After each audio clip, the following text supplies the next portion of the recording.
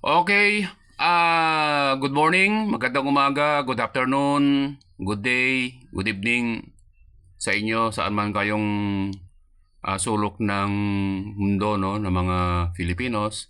Kasi ang mga Pilipino, ano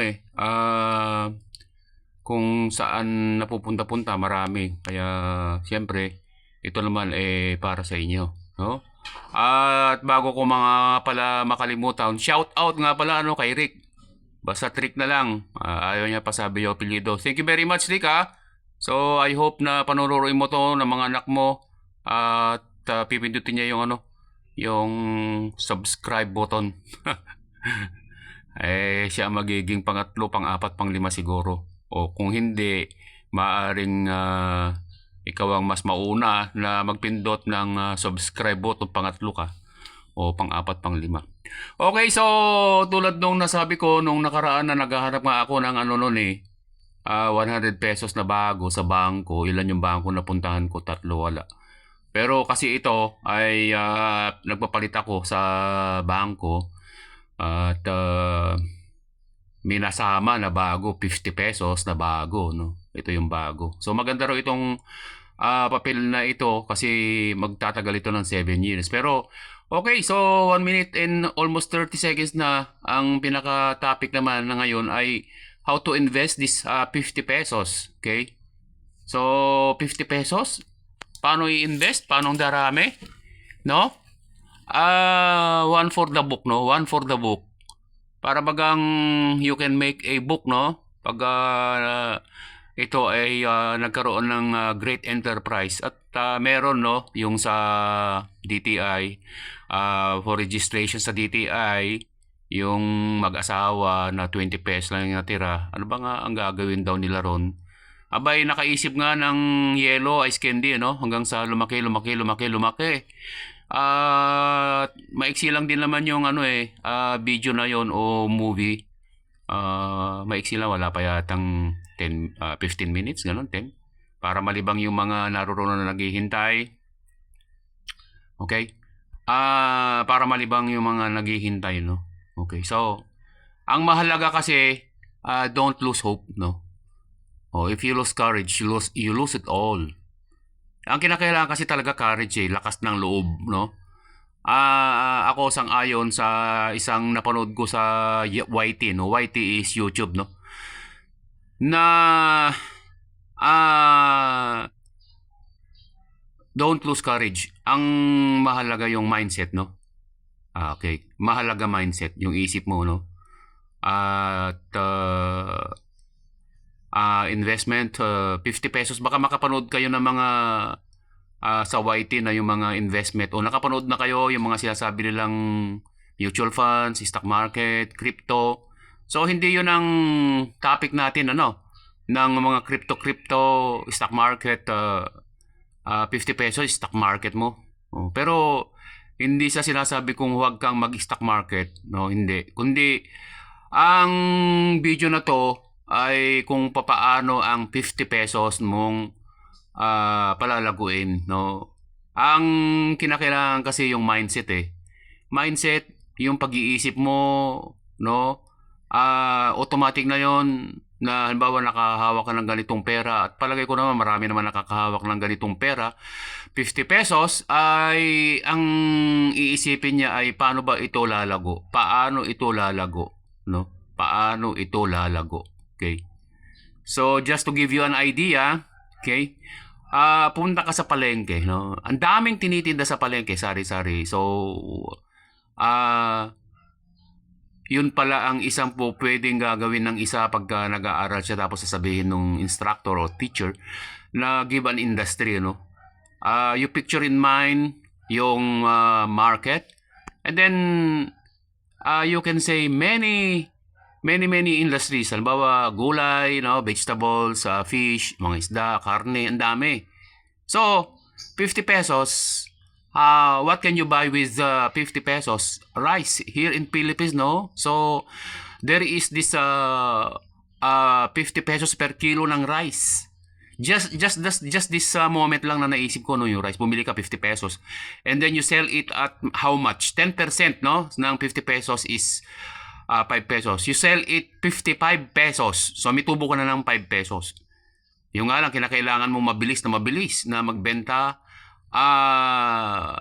50 pesos ulit, benta mo ulit, 50 pesos ulit, benta mo hanggang sa mag-profit ka ng 50 pesos. And then yung 50 pesos, doon ka magsisimulang gagastos ng yung natalakay na dito sa nauna yung 3,000 ba yun o 200 pesos na. Kasi meron tayong basic needs di ba? Yung kay Maslow, yung Russian yun Maslow. Apelyido niya Maslow. Yung food, clothing and shelter, no? So X na yung shelter, no? Kasi 50 pesos. How can you provide your shelter with 50 pesos? Parang hindi naman makatotohanan, di ba? Hindi makatotohanan yun. Okay, so X na yun. Hindi muna natin pag-usapan yung shelter dito sa out of 50 pesos. And then, 50 pesos sa clothing, makakabili ka, no? Sa ukay-ukay, okay?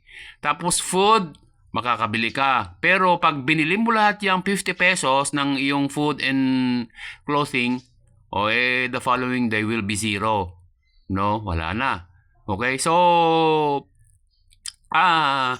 yun namang investing in yourself na sabi, ako sang-ayon din doon, no? Sang-ayon kayo? Pwede ka magkaroon ng pwede ka magkaroon ng skill, no? Yun, investing in yourself. Katulad nung nabanggit na dito sa YT channel na to, yung pananahi. Katulad ng panggugupit, no? Pero kung panggugupit ng buhok ay kinakailangan mo ng gunting, this 50 pesos is not enough. Okay? So, sa Quiapo, bumili ka ng gunting na panggupit, nasa 200 pesos Yun. Ngayon, gugupit ka, di nagkaroon ka ng panggupit sa buhok, maaaring manghiram ka muna, and then how much is yung panggugupit na bayad? Nasa mga 50 pesos. Yung mga kilala na mga abutin ng mga baka 500, 400, I don't know, no? Kasi ako nagpapagupit iba yung pagpapagupit ko.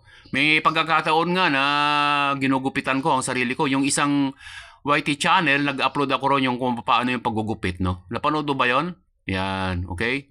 So, I hope Rick ay nasisiyahan ka sa panonood dito kasama ang iyong family, no? So, yung pagka gumagawa ka ng trabaho, kailangan masaya ka. Kasi dito, imagine, 2 subscribers. At kung sino yung 2 subscribers na yun, ano? So, inaabot mo na tong 8 minutes. Siguro naman, nagugustuhan mo yung content nito. Di ba ka naman gusto mo nang i-hit ngayon yung subscribe button, no? Yan, pwede mo ring i-share sa iyong mga kakilala, kaibigan, kamag-anak. Okay? So, marami pwede magawa sa 50 pesos. And then, 20 pesos, ewan ko kung nakapag-upload na ako ng 20 pesos, titingnan ko niyan.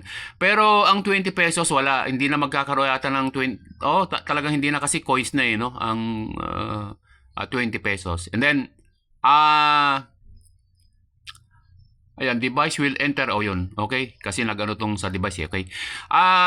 Nga pala, sa nakikita nyo, wall yan, no? Hindi katulad nung mga nakaraan, yun tela, no?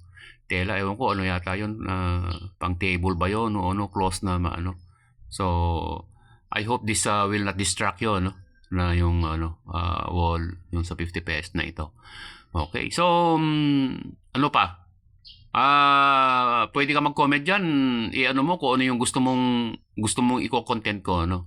Nga pala, kung pinapanood mo to, baka gusto mo ring panoorin yung shorts ko, no?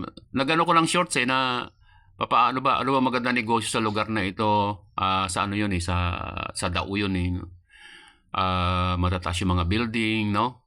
Yun. Kaya maski ganun pa man, talagang pwede pa rin naman sa isang entrepreneur makakaisip siya kung ano kayang pwede niyang ininegosyo sa mga ganun lugar. Depende Yan. Kaya tatalakayin natin yan yung maski nga sa pricing, marami naman kasi klase rin ng pricing, psychological pricing, perceived value, yan, okay? Yan. Ano pa ba ang masabi ko? 50 pesos? So, magkakaroon na kayo ng lakas na loob, no? Oo. Yung napanood ko nga sa YT, sabi niya, failure, failure, failure. Okay lang yun. The faster na mag-fail ka, matuto ka, okay. Yun. Kaya huwag kang matakot mag-fail, huwag kang matakot mag-fail, huwag kang matakot mag-fail. Sige lang ng sige. Sige lang ng sige. And then, in your failures, ay matututo ka, no? Hanggang sa katagalan, ay makakabisado mo na. Para bagang nagano ka nagmamatrikula ka, no? Tuition fee. Okay, so 10 minutes, almost mag-11 minutes na to. Hanggang sa susunod, viewers, no? Okay, maraming salamat po.